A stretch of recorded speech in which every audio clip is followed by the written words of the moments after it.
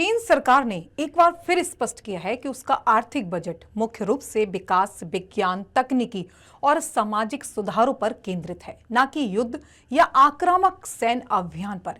चीन का कहना है कि वह अरबों डॉलर विकास खर्च पर कर सकता है, युद्ध पर नहीं, और इसका उद्देश्य आर्थिक प्रगति और स्थिरता को आगे बढ़ाना है। विशेषज्ञों के अनुसार चीन का यह रुख देश की प्राथमिकताओं और वैश्विक जिम्मेदारियों को दर्शाता है, न कि विवादों या सैन्य अतिक्रमण की तैयारी का संकेत।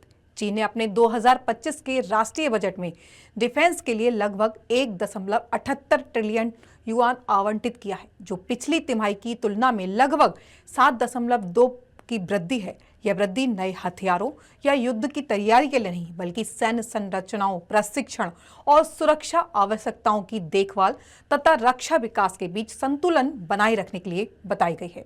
चीन के रक्षा बजट को राष्ट्रीय संसदीय सदन में पारदर्शी रूप से पेश किया जाता है और यह कानूनी ढांचे के भीतर तय होता है। इसके तहत सैन्य खर्च जीडीपी का एक अपेक्षाकृत छोटा हिस्सा होता है, जो दुनिया के कुछ बड़े सैन्य खर्च वाले देशों की तुलना में कम होता है।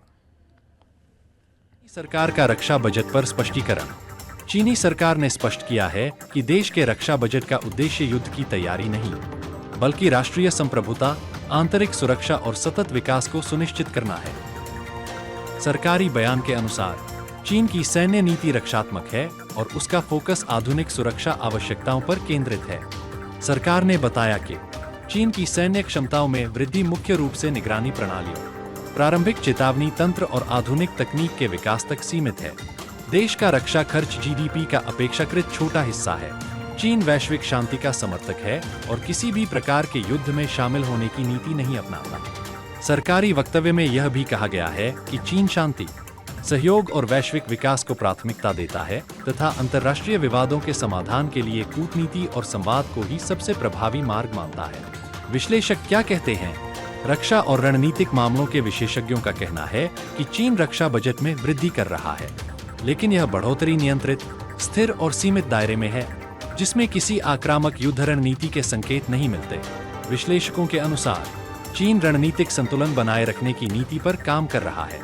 सैन्य खर्च की तुलना में आर्थिक विकास, तकनीकी नवाचार और सामाजिक परियोजनाओं पर अधिक निवेश किया जा रहा है। क्या यह युद्ध के विपरीत संकेत है?